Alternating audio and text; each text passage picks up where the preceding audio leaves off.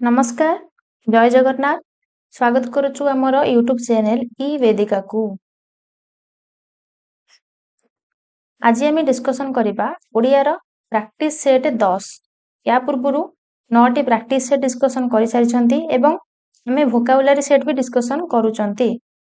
वोकाबुलारी ओडियार बहुत इंपोर्टेंट ना मानु जे ई प्रैक्टिस सेट रे वोकाबुलारी रहउनी एथिरे भी वोकाबुलारी रहउची एटा ଗୋଟେ कंप्लीट प्रैक्टिस सेट ओडियार हमें प्रीवियस ईयर सब एग्जाम रो ओडिशा एग्जाम रो सब क्वेश्चन को एनालिसिस करके एग्जाम रे पढ़िला भलिया क्वेश्चन को ही हमें बेस करी ई प्रैक्टिस सेट गुडको प्रिपेयर करूछु जोटा कि मॉडल टेस्ट टाइप रो।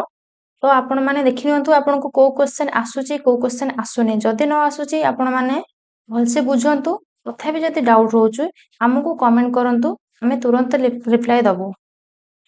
तो अबे चलंतु हमें क्वेश्चन गुडको डिस्कशन करि नबा। एक नंबर क्वेश्चन वर्षा आसुची शीघ्र शीघ्र घर को फेरी जाओ यह केउ प्रकारर वाक्य वाक्य केते प्रकार तीन प्रकार सरल यौगिक जटिल सरल वाक्य कौन गोटिए मात्र समापिका क्रिया थिबो ओके यौगिक वाक्य रे एक रु अधिक समापिका क्रिया रही परिबो ता सहित ओ एवं ए सबु कनेक्टेड थिबो। जटिल वाक्य कौन जत्ते बेले सेते बेले एमिति सेमिति ए सबु थिबो जे से एउडा थिबो। ताले हमर वाक्यटी कोन अछि भलसे बुझंतु वर्षा आसुची कम्मा गोटे इठी अछि देखंतु शीघ्र शीघ्र घर को फेरी जाओ आपण भाबुथिबे एठी तो जत्ते बेले सेते बेले नाही किंबा ओ जो यौगिक वाक्य पय ओ एवं नाही ताहाले एटा सरल वाक्य होई जिवो किंतु एटा सरल वाक्य होबो नाही काहे कि ना सरल वाक्य रो डेफिनेशन कोन सरल वाक्य रे गोटिए मात्र समापिका क्रिया थाए ओके ए वाक्य रे कोन वर्षा आसुची हमर एटा गला गोटे आसुची एटा गोटे समापिका क्रिया आउ गोटे वाक्य अछि शीघ्र शीघ्र घर को फेरी जाओटा आउ गोटे समापिका क्रिया तो एठी हे गला ना दुईटा समापिका क्रिया ताहाले एटा सरल वाक्य केमिति हबो तो एटा को वाक्य हे जो एठी गोटे कॉमा अछि कॉमा भी गोटे चिन्ह टाइप रो ओ एवं टाइप रो माने सेपरेट करूची तो एटा हमर दुईटा समापिका क्रिया अछि तो हमर एटा हे जिवो यौगिक वाक्य भलसे बुझियला काहे कि यौगिक वाक्य बहुत भलसे बुझेइली तथापि जदि डाउट होची हमको कमेंट करंतु नहले डिस्क्रिप्शन ले हमर टेलीग्राम चैनल अछि आपण सेठी जाई कि डाउट पजारि परिबे। ता पूर्वरु कहूची आपण माने हम चैनल को सब्सक्राइब करि रखंतु आगु को हमें प्रैक्टिस सेट अपलोड करिवु ओडिया रो डिटेल प्लेलिस्ट हमें आणुछु सबु सिलेबस हम कवर करके ओडिया रो फुल प्लेलिस्ट गोडा आणुछु सेति पई हम चैनल को सब्सक्राइब करि रखंतु। 2 नंबर क्वेश्चन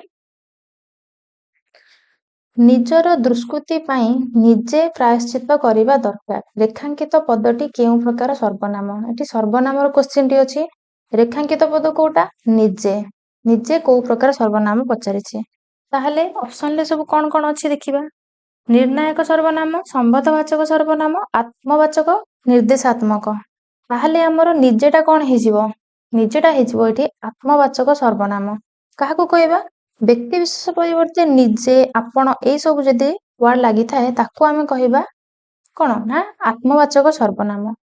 पुन निर्णायक सर्वनाम कोन निर्णायक सर्वनाम हला जदि विशेष पद को के निर्णय देई थाए केमि जानिबा गोटे एग्जांपल बेस्ट सबुठ ओडिया बुझिया पय एग्जांपल दवा देखो मु गोटे एग्जांपल दउची तुमे सबु कथारे के तुमे सबु कथारे मुंड खेलाओ नाही ताहले एठी सर्वनाम एठी गोटे सबु लागिची हैला सबुटा कोन सबु कथारे मुंड खेलाओ नाही ताहले सबु वाटा को कोन तुमे कोन करूची किए मुंड खेलेबो ना तुमे ताहले निर्णय देला कि नाही सबुटा तुमे को निर्णय देला कि नाही हे गला निर्णायक सर्वनाम। तापर गोटे संबंधवाचक सर्वनाम अछि से कोन ना परस्पर को तले अपेक्षा करतांती बा संबंध स्थापन होई थाए जे देशे जाई से फल खाई तो एटी जे से गोटे संबंध कारण जे देशे जाई किछि मीनिंग सृष्टि कला कि ना गोटे काहा को अपेक्षा कला तापरे से फल खाई जेतले कहिबा तो कंप्लीट सेंटेंस ता हैला ताले सी गोटे कोन अपेक्षा कला जण को जेटा से को अपेक्षा कला ठीक अछि सेटा संबंधवाचक सर्वनाम कहबा बा तार अन्य नाम हे गला अपेक्षावाचक सर्वनाम हैला। तापर निर्देशात्मक सर्वनाम कोन ना जे विशेष पद को निर्देश देई थाए ନିର୍ଦ୍ଦେଶ କଣ ଦବ? ଏକ୍ସାମ୍ପଲ ଦଉଛି ଗୋଟେ, ଏହି ଗ୍ରାମରେ ମୋର ଜନ୍ମ, ହେଲା। ସର୍ବନାମ କଣ? ଏହି। ତାହେଲେ ଗ୍ରାମରେ ମୋର ଜନ୍ମ, ଏହି ଗ୍ରାମରେ ମୋର ଜନ୍ମ, ତାହେଲେ ଏଇଠି ଗୋଟେ ନିର୍ଦ୍ଦେଶ ଦେଲା କି ନାହିଁ? ଏଇଠି ହେଇଗଲା ଏଟା ନିର୍ଦ୍ଦେଶାତ୍ମକ ସର୍ବନାମ। ବୁଝିହେଲା? 3 ନମ୍ବର କ୍ୱେଶ୍ଚନ କୁ ଯିବା। ଏକ ପଦରେ ପ୍ରକାଶ କର। ଅତିଶୟ ଘଞ୍ଚ, ଅତିଶୟ ଘଞ୍ଚକୁ ଏକ ପଦରେ ପ୍ରକାଶ କରିବା କଣ ହବ? ଘଞ୍ଚ। ଘଞ୍ଚ ତ ଯାହା ନୁହଁ, ତାକୁ ଗୋଟେ କଣ ସୁପରଲେଟିଭ ୱାର୍ଡ ଅଛି, ଅତିଶୟ ଘଞ୍ଚ। ଅଘଞ୍ଚ ନୁହଁ, ଘଞ୍ଚହୀନ ନୁହଁ, ତାହେଲେ ରାଇଟ ଆନ୍ସର ହେଇଯିବ ନିଘଞ୍ଚ। କୁହନ୍ତିନି ନିଘଞ୍ଚ ଅରଣ୍ୟ, ମାନେ ବହୁତ ଘଞ୍ଚ, ହେଲା। ତାପରେ 4 ନମ୍ବର କ୍ୱେଶ୍ଚନ, ଷୋଡଶୀ ଶବ୍ଦର ପୁଲ୍ଲିଙ୍ଗ ବାଚକ ଶବ୍ଦଟି ଲେଖ। ଏଇଟା ବହୁତ ଇମ୍ପୋର୍ଟାଣ୍ଟ କ୍ୱେଶ୍ଚନ, ବହୁତ ଏକ୍ସାମ ରେ ପଡିଛି। ଠିକ ଅଛି, ଷୋଡଶୀର ପୁଲ୍ଲିଙ୍ଗ ବାଚକ ଶବ୍ଦ ପଚାରିଛି। ସମସ୍ତେ କଣ ଭାବିବେ ନା ପୁଲ୍ଲିଙ୍ଗ ମାନେ ଷୋଡଶା, ଆକାର ଆସିବ ଏଠି, କିନ୍ତୁ ଷୋଡଶା ଏଠି ହବ ନାହିଁ, ଏଠି ଷୋଡଶ ହେଇଯିବ ରାଇଟ ଆନ୍ସର। ଠିକ ଅଛି, ଷୋଡଶୀର ପୁଲ୍ଲିଙ୍ଗ ବାଚକ ଶବ୍ଦ ହେଇଗଲା ଷୋଡଶ, ତାହେଲେ ଷୋଡଶୀଟା କୋଉ ବାଚକ? ସ୍ତ୍ରୀଲିଙ୍ଗ ବାଚକ ଶବ୍ଦ। ତାପରେ 5 ନମ୍ବର କ୍ୱେଶ୍ଚନ, ଯଥେଷ୍ଟ, ଯଥେଷ୍ଟର ସନ୍ଧି ବିଚ୍ଛେଦ କରିବାକୁ କହିଛି। ଯଥେଷ୍ଟର ସନ୍ଧି ବିଚ୍ଛେଦ କଲେ କଣ ହବ ନା ଯଥା ଯୁକ୍ତ ଇଷ୍ଟ। ଯଥାରୁ କଣ ଆସିଲା? ଆ ଆସିଲା, ଯୁକ୍ତ ଇଷ୍ଟର କଣ ଆସିଲା ପୂର୍ବରୁ? ପ୍ରଥମ ପଦର ଶେଷ ବର୍ଣ୍ଣ ଆ ଆସିଲା, ଦ୍ୱିତୀୟ ପଦର ଆରମ୍ଭ ଯୋଉଟା ବର୍ଣ୍ଣ ସେଠୁ ଇ ଆସିଲା, ତ ଆ ଯୁକ୍ତ ଇ ମିଶିକି ହେଇଗଲା ଏ, ଯୋଉଟା କି ଆମର ଶବ୍ଦଟି ହେଇଗଲା ଯଥେଷ୍ଟ। ବୁଝିହେଲା? ରୁଲ ସହ କହିଲି, ଆଉ ଭୁଲ ହବନି। କୋଉ ଅପସନ ରେ ଅଛି ଯଥାଯୁକ୍ତ ଇଷ୍ଟ? ଅପସନ ସି ରେ ଅଛି, ରାଇଟ ଆନ୍ସର ଅପସନ ସି। ତାପରେ 6 ନମ୍ବର କ୍ୱେଶ୍ଚନ, ଗଣିତର ବିଶେଷ୍ୟ ରୂପ ଲେଖ। ଗଣିତର ବିଶେଷ୍ୟ ରୂପ ଲେଖିବାକୁ ଆମକୁ ପଚାରିଛି। କଣ ହେଇଯିବ ବିଶେଷ୍ୟ ରୂପ? ଗଣିତର ବିଶେଷ୍ୟ ରୂପ ହେଇଯିବ ଗଣନ। ବୁଝିହେଲା? ଗଣନ ହେଇଯିବ ବିଶେଷ୍ୟ ରୂପ। ଠିକ ଅଛି, ତାପରେ 7 ନମ୍ବର କ୍ୱେଶ୍ଚନ, ନିମ୍ନୋକ୍ତ ମଧ୍ୟରୁ କେଉଁଟି କ୍ରିୟା ଯୁକ୍ତ ରୂଢି? କ୍ରିୟା ରୂଢି ଦୁଇ ପ୍ରକାର, କ୍ରିୟା ଯୁକ୍ତ ଗୋଟେ, କ୍ରିୟାହୀନ। ତାହେଲେ କ୍ରିୟା ଯୁକ୍ତ କଣ? ଗୋଟେ କ୍ରିୟା ଥିବ, କ୍ରିୟାହୀନ କଣ? କ୍ରିୟା ନଥିବ। କ୍ରିୟା କେମିତି ଜାଣିବା? ଯେକୌଣସି ଗୋଟେ କାର୍ଯ୍ୟସୂଚକ ପଦ ଦେଖଉଥିଲେ ତାକୁ ଆମେ କ୍ରିୟା କହିବା। ତାହେଲେ ଆମେ ସବୁ ଅପସନ ଦେଖିବା। ଅହନିକୂଳ ସମ୍ପର୍କ, ଅନ୍ଧର ଲଉଡି, ଅର୍ଦ୍ଧଚନ୍ଦ୍ର ଦେବା, ଆକାଶ କୁସୁମ। ଦେଖନ୍ତୁ ଏଇ 4ଟି ଅପସନ ଭିତରୁ ଏଇଠି କଣ କ୍ରିୟା କୋଉଠି ଦେଖାଉଛି ଆପଣଙ୍କୁ? ସମ୍ପର୍କ କି ଜଣା ପଡିଲା? ସମ୍ପର୍କ ରଖିବା କି କଣ ଗୋଟେ ଥାନ୍ତା, ସିଏ ନାହିଁ, ଖାଲି ଅଛି ଅଧା। ଅନ୍ଧର ଲଉଡି, କିଛି ବି ନାହିଁ ଗୋଟେ କ୍ରିୟା ଏଠି। ଆକାଶ କୁସୁମରେ ବି ନାହିଁ, କିନ୍ତୁ ଅର୍ଦ୍ଧଚନ୍ଦ୍ର ଦେବାରେ ଦେବା ହେଇଗଲା ଗୋଟେ କ୍ରିୟା। ତାହେଲେ ଆମର ଏଇଟା ହେଇଗଲା ଆମର କ୍ରିୟା ଯୁକ୍ତ ରୂଢି। ଏଗୁଡାକ ସବୁ କ୍ରିୟାହୀନ ରୂଢି। ଠିକ ଅଛି, ଆଉ ସେ ଅର୍ଦ୍ଧଚନ୍ଦ୍ର ଦେବାର ମାନେଟା କଣ? ସେ ଯୋଉ କ୍ରିୟାଟା, ତାର ଅର୍ଥଟା କଣ? ତଣ୍ଟିଆ ଦେବା। ବୁଝିଲେ? ତାର ଅର୍ଥ ହେଇଗଲା ତଣ୍ଟିଆ ଦେବା। ଓକେ। 8 ନମ୍ବର କ୍ୱେଶ୍ଚନ, ନୂଆ ପୁରୁଣା କେଉଁ ସମାସ ଅଟେ?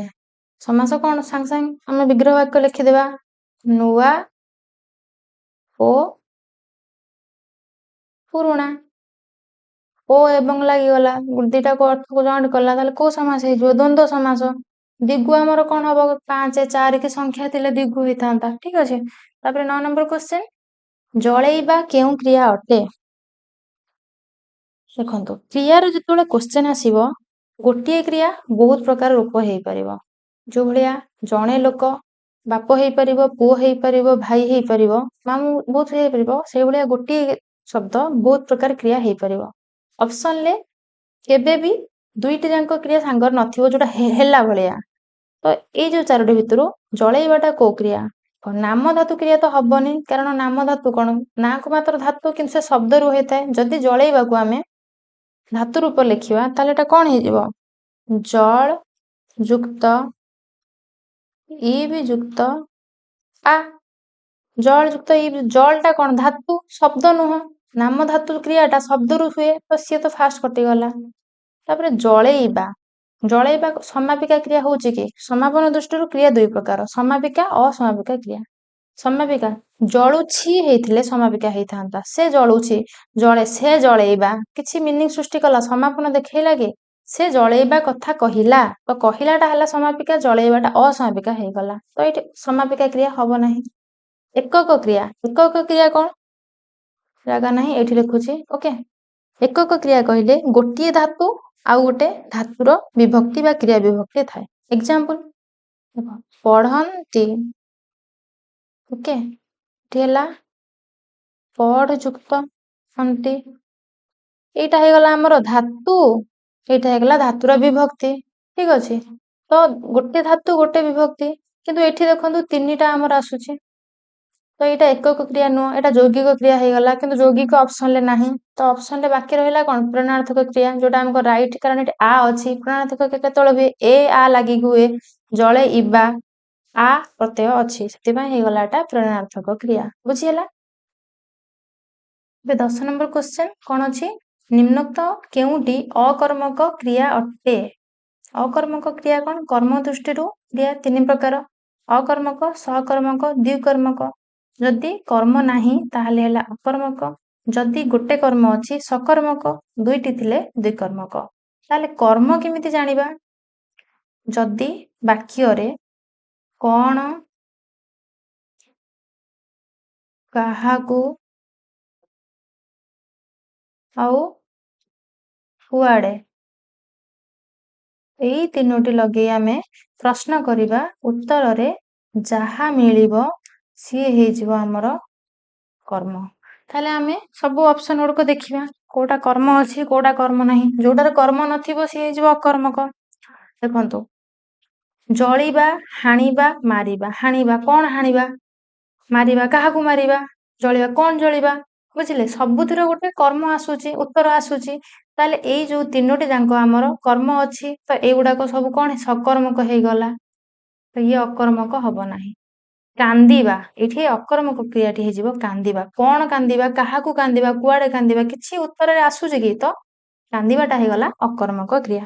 ବୁଝିହେଲା? ତାପରେ 11 ନମ୍ବର କ୍ୱେଶ୍ଚନ, ଡେଙ୍ଗା ମୁଣ୍ଡରେ ଡ୍ୟାସ୍, ଶୂନ୍ୟ ସ୍ଥାନ ପୂରଣ କର। ଡେଙ୍ଗା ମୁଣ୍ଡରେ କଣ? ବାଡି, ମାଡ ନା କଣ? ଏଟା ଗୋଟେ ରୂଢିଟା, ଡେଙ୍ଗା ମୁଣ୍ଡରେ ଠେଙ୍ଗା। ଅପସନ ସି ହେଇଗଲା ରାଇଟ। ତାପରେ 12 ନମ୍ବର କ୍ୱେଶ୍ଚନ, ସୁଜନେ ଶୁଣ ମନ ଦେଇ, ରେଖାଙ୍କିତ ପଦର ବଚନ ନିରୂପଣ କର। ରେଖାଙ୍କିତ ପଦ ହେଲା ଆମର ସୁଜନେ। ସୁଜନେ ଏଟା କୋଉ ବଚନ ପଚାରିଛି? ଏକ ବଚନ ନା ବହୁ ବଚନ? ସୁଜନେ ମାନେ କଣ? ଜଣକୁ ଏଟା ସେ ନୁହଁ, ଏଠି ଆମର ଏ ଲାଗୁଛି, ମାନେ ଏଟା ହେଇଯିବ ଆମର ବହୁ ବଚନ। ଶୁଣ ସୁଜନେ ଦେଇ ମନ, ମାନେ ଯେ ବହୁତ ସାରା ଲୋକଙ୍କୁ ସୁଜନେ ବୋଲି ଉଚ୍ଚାରଣ କରାଯାଉଛି। ଓକେ, ତ ଏଇଟା ହେଇଗଲା ଏଠି ବହୁ ବଚନ। ତାପରେ ନେକ୍ସଟ 13 ନମ୍ବର କ୍ୱେଶ୍ଚନ, ସନ୍ଦେହୀର ବିପରୀତ ଶବ୍ଦ ଲେଖ। ସନ୍ଦେହୀର ବିପରୀତ ଶବ୍ଦ ପଚାରିଛି। ନିସନ୍ଦେହୀ, ନିସନ୍ଦେହ, ନିସନ୍ଦେହ ନା ନିସନ୍ଦେହୀ? ପ୍ରଥମେ ତ ଦେଖ, ସନ୍ଦେହୀର ନିସନ୍ଦେହୀ ହବ ନା ନିସନ୍ଦେହ ହବ?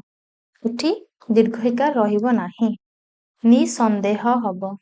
ଠିକ ଅଛି, ତାହେଲେ ଏଇ ଯୋଉ ସି ଆଉ ବି ଭିତରୁ କୋଉଟା ରାଇଟ? ଏଇଠି ହବ ସି ଟା ରାଇଟ ଆନ୍ସର। ଓକେ, ଏଇଠି ଗୋଟେ ଗାଈ ଛନ୍ଦ ରହିବ। ଠିକ ଅଛି, ତାପରେ 14 ନମ୍ବର କ୍ୱେଶ୍ଚନ, ଦ୍ୱୀପର ଅର୍ଥ କଣ?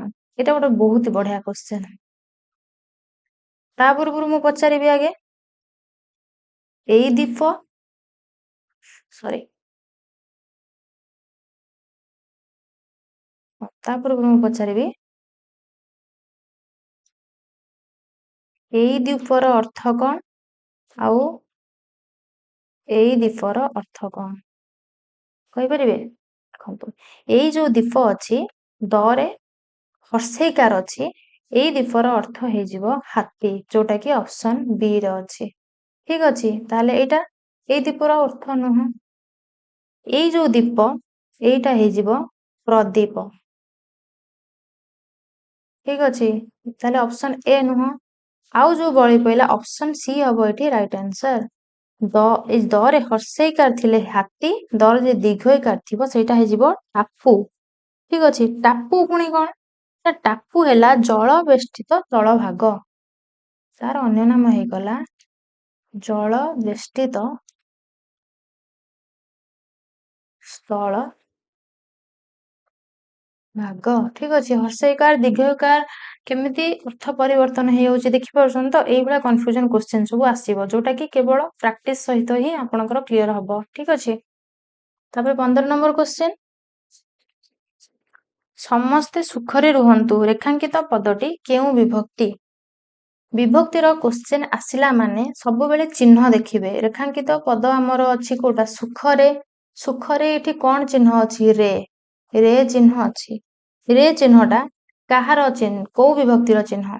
ଦେଖନ୍ତୁ ପ୍ରଥମାର ତ ଟି ଟା ଟିଏ, ଦ୍ୱିତୀୟର କୁଁ କୁଁ ମାନଙ୍କୁ, ତୃତୀୟର ହଉଛି ରେ ଦ୍ଵାରା ଦେହି, ଗୋଟେ ହେଲା ତୃତୀୟର ହେଲା ଏଠି ଆମର କଣ? ରେ ଦ୍ଵାରା ଦେହି, ଚତୁର୍ଥୀର କୁଁ କୁଁ ମାନଙ୍କୁ, ପଞ୍ଚମୀର ରୁ ଠାରୁ, ଷଷ୍ଠୀର ତ ର ସମ୍ବନ୍ଧ ପଦ ସେଟା, ସପ୍ତମୀର ହେଇଗଲା କଣ ନା ରେ ଠାରେ ମାନଙ୍କ ଠାରେ। ଠିକ ଅଛି। ତୃତୀୟର ବି ରେ, ସପ୍ତମୀର ବି ରେ। ତାହେଲେ ଆମେ ଚିହ୍ନିବା କେମିତି କୋଉଟା ତୃତୀୟର କୋଉଟା ସପ୍ତମୀର? ତାପରେ ଅର୍ଥକୁ ଯିବା। ତୃତୀୟା କଣ? କରଣ କାରକେ। ଯଦି ଗୋଟେ ଦ୍ଵାରା ବୁଝଉଥାଏ ରେ ଦ୍ଵାରା ଦେହି। ସପ୍ତମୀ କଣ? ନା ସପ୍ତମୀଟା ହଉଛି ସ୍ଥାନାଧିକରଣେ କାଳାଧିକରଣେ ବିଷୟାଧିକରଣେ। ଯଦି ପୋଖରୀରେ, ଘରେ ଗୋଟେ ସ୍ଥାନକୁ ଦେଖେଇଲା, ସେଇଭଳିଆ ଖରା ବେଳେ, ସଞ୍ଜ ବେଳେ, ଏଟା କଣ? ଗୋଟେ ସଞ୍ଜରେ, ସକାଳରେ, ଏଗୁଡା ଗୋଟେ ସମୟକୁ ଦେଖେଇଲା। ଆଉ ବିଷୟ କଣ? ସେ ଗଣିତରେ ନିପୁଣ, ତ ବିଷୟ। କିନ୍ତୁ ଏଇ ଯୋଉ କ୍ୱେଶ୍ଚିନରେ ସମସ୍ତେ ସୁଖରେ ରୁହନ୍ତୁ କୌଣସି ସ୍ଥାନ କିମ୍ବା କାଳ କିମ୍ବା ବିଷୟର ସୂଚନା ଦେଲା କି? ନା। ସମସ୍ତେ ସୁଖରେ ରୁହନ୍ତୁର ମାନେ ସମସ୍ତେ ସୁଖ ଦ୍ଵାରା ରୁହନ୍ତୁ, ରେ ଦ୍ଵାରା ଆସିଲା, ତାହେଲେ କୋଉ ବିଭକ୍ତିର ଚିହ୍ନ? ତୃତୀୟ ବିଭକ୍ତିର ଚିହ୍ନ ହେଇଗଲା। ଅପସନ ସି ହେଇଗଲା ଆମର ଏଠି ରାଇଟ। ଠିକ ଅଛି। ତାପରେ 16 ନମ୍ବର କ୍ୱେଶ୍ଚିନ୍, ଜାଣିବାର ଇଚ୍ଛା ଏକ ପଦରେ ପ୍ରକାଶ କର। ଜାଣିବାର ଇଚ୍ଛାକୁ କଣ କହନ୍ତି? ଜାଣିବାର ଇଚ୍ଛା ହେଲା ଜିଜ୍ଞାସା। ଯୋଉ ଜିଘାସା ଅଛି ସେଇଟା ପୁଣି କଣ? ଆଉ ବିବକ୍ଷା କଣ? ବୁଭୁକ୍ଷା କଣ? ତାହେଲେ ଜିଜ୍ଞାସା ହେଲା ଯୋଉଟା ଅପସନ ଏ ରେ ଅଛି, ସେଇଟା ତାର ଇଏଟା ଅର୍ଥଟା ହେଲା ହତ୍ୟା କରିବାର ଇଚ୍ଛା। ଓକେ, ହତ୍ୟା କରିବାର ଇଚ୍ଛା। ବିବକ୍ଷା କଣ? ନା ବିବକ୍ଷା ହେଲା କହିବାର ଇଚ୍ଛା।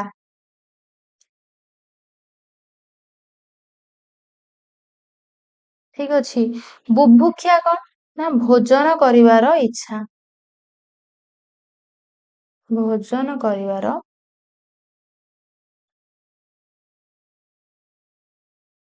ଠିକ ଅଛି। ତାପରେ 17 ନମ୍ବର କ୍ୱେଶ୍ଚନ, ଗୋଟିଏ ବର୍ଣ୍ଣ ବଦଳରେ ଆଉ ଗୋଟେ ବର୍ଣ୍ଣ ବ୍ୟବହୃତ ହେଲେ ତାକୁ କଣ କହନ୍ତି? ଗୋଟେ ବର୍ଣ୍ଣ ବଦଳରେ ଆଉ ଗୋଟେ ବର୍ଣ୍ଣ ବ୍ୟବହୃତ ହବ, ତାହାକୁ କଣ କହନ୍ତି? ଦେଖନ୍ତୁ, ଯେତେବେଳେ କୃଦନ୍ତ ଶବ୍ଦ ଗଠିତ ହୁଏ ସେତେବେଳେ ଧାତୁର କିଛି ପରିବର୍ତ୍ତନ ଦେଖାଯାଏ। ସେଇ ସବୁ ପରିବର୍ତ୍ତନଟା କେତେ ପ୍ରକାର? ନା 5 ପ୍ରକାର। କଣ କଣ? ଆଦେଶ, ଆଗମ, ଗୁଣ, ବୃଦ୍ଧି, ଲୋପ ସବୁ ଅଛି। ଏଠି ଆଉ ଗୋଟେ ଅପସନ ଗୁଣ। ତ ଏଇ 5 ପ୍ରକାର ଟାଇପ ର ପରିବର୍ତ୍ତନ ହୁଏ। ତା ଭିତରୁ ଆମ କ୍ୱେଶ୍ଚିନରେ ଯୋଉଟା ପଚାରିଛି, ଗୋଟେ ବର୍ଣ୍ଣ ବଦଳରେ ଆଉ ଗୋଟେ ବର୍ଣ୍ଣ ବ୍ୟବହୃତ ହେଲେ ତାହାକୁ କଣ କହନ୍ତି? ତାହାକୁ ଆମେ କଣ କହିବା? ନା ତାହାକୁ ଆଦେଶ କହିବା। ଗୋଟେ ଏକ୍ସାମ୍ପଲ ସହ ଦେଖିବା। ଦେଖନ୍ତୁ, ଦି ଯୁକ୍ତ ତ ହେଇଯିବ ଦିନ। ଠିକ ଅଛି। ଗୋଟେ ବର୍ଣ୍ଣ ଥିଲା ତ, ହେଇଗଲା ଆମର ନ। ଏଇ ପ୍ରକାର ପରିବର୍ତ୍ତନକୁ ଆମେ ଆଦେଶ କହିବା। ସେଭଳିଆ ଆଗମ କଣ? ନା ଗୋଟେ ବର୍ଣ୍ଣ ସମୀପରେ ଦୁଇ ବର୍ଣ୍ଣ ମଧ୍ୟରେ ଅନ୍ୟ ଏକ ବର୍ଣ୍ଣ ଯଦି ଆସିବ ତାହାକୁ ଆମେ କହିବା ଆଗମ। ଠିକ ଅଛି। ଯୋଉ ଭଳିଆ ନୃୟ, ନୃୟ ଯୁକ୍ତ ନୃ ଯୁକ୍ତ ୟ ହେଇଯିବ ନୃତ୍ୟ, ତ ତର ଆଗମ ହେଲା। ଠିକ ଅଛି। ସେଟା ବୃଦ୍ଧି ଅଛି, ଗୁଣ ଅଛି। ବୃଦ୍ଧି କଣ? ନା ଅ ଟା ଆ ହେଇଯିବ। ଠିକ ଅଛି। ଇ ହେଇଯିବ ଐ, ଏଗୁଡାକ ହେଇଯିବ ସବୁ ବୃଦ୍ଧି। ଲୋପ କଣ? ନା ଯଦି କୌଣସି ବର୍ଣ୍ଣ ଲୋପ ହେଇଯାଏ। ସବୁ କହିଲା ବେଳେ ଏକା, କିନ୍ତୁ ତାକୁ ଡିଫରେଣ୍ଟ ୱେରେ ବୁଝା ହଉଛି। ମନ ଯୁକ୍ତ ତ ହେଇଗଲା ମତ, ଏଠି ନଟା ଲୋପ ହେଇଗଲା। ଠିକ ଅଛି। ତାପରେ 18 ନମ୍ବର କ୍ୱେଶ୍ଚନ କୁ ଯିବା। ଶୁଭ ଲକ୍ଷ୍ମୀର ଟିଭି ଦେଖା ହେଉଛି। ଶୁଭ ଲକ୍ଷ୍ମୀର ଟିଭି ଦେଖା ହେଉଛି। ବାକ୍ୟଟିର ବାଚ୍ୟ ନିର୍ଣ୍ଣୟ କର। ବାଚ୍ୟ କେତେ ପ୍ରକାର? 3 ପ୍ରକାର। କର୍ତ୍ତୃବାଚ୍ୟ, କର୍ମବାଚ୍ୟ, ଭାବବାଚ୍ୟ। କର୍ତ୍ତୃବାଚ୍ୟ କଣ? କର୍ତ୍ତା ନିଜେ କରୁଥିବ। କର୍ମବାଚ୍ୟ କଣ? ଯଦି सकर्मक कर्तृवाच्य थिबो ताकू आमे कर्मवाच्य परिणत करिपारिबा। जदि कर्म ही नथिबो आमे तो कर्मवाच्य केमिति करिबा? जदि कर्म नथिबो ताहेले एटा कोन हबो? भाववाच्य। ताहेले अकर्तृवाच्यटा अकर्तृवाच्यटा हेई पारिबो हमर भाववाच्य। कर्तृवाच्यटा हेई पारिबो ମାନେ कर्म ଯଦି ଥିବ ତାହେଲେ ସେଟା ହେଇଯିବ कर्मवाच्य। अकर्मक कर्तृवाच्यटा हमर भाववाच्य हबो।